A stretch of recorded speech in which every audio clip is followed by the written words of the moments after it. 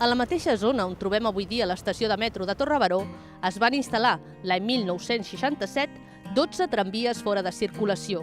Els vagons van funcionar provisionalment com a aules escolars. La manca de pressupost a l'època no donava ni per a la construcció d'uns barracons al barri i es va decidir aprofitar el material de la xarxa del tramvia, que s'estava desmantellant. Aquesta peculiar escola es va batejar com a Grupo Escolar San Juan.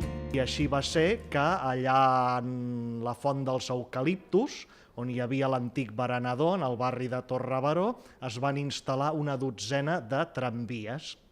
Se'ls eliminava el motor, se'ls buidava l'interior, se'ls treia el trole i la controla i deixant només la carrosseria, se reformarien el seu interior per habilitar-los com a aules escolars. El conjunt de tramvies tenia una capacitat total per a 400 alumnes, tot i que al primer curs només se'n van matricular 270.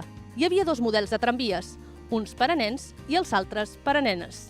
El periodista i historiador Josep Maria Huertas Claveria, a la revista Destino de l'any 1967, hi va fer un article crític i va batejar aquests tramvies escoles com a escuelones.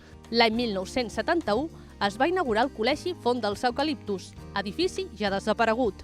Amb la construcció d'aquest centre es van erradicar de manera definitiva els tramvies escola de Torrebaró.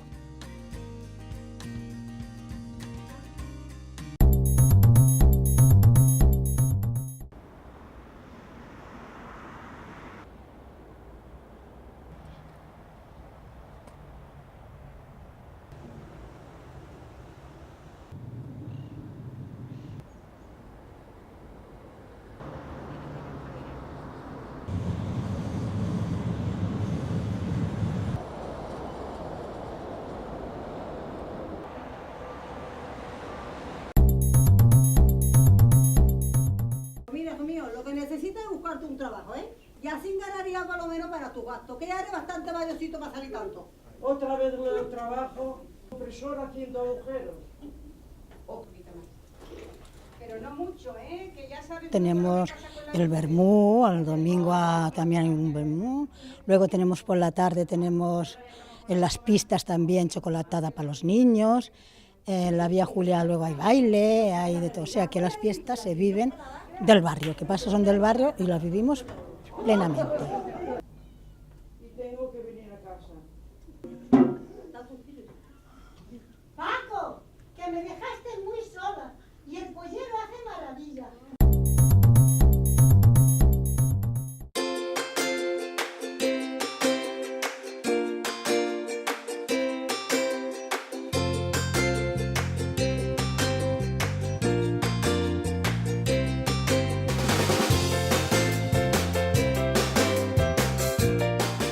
Hacemos una pequeña exposición, pues también para animar a la gente, ¿no? De que de cara al año que viene, pues las diferentes opciones que hay durante las fiestas, pues para que se animen y colaboren.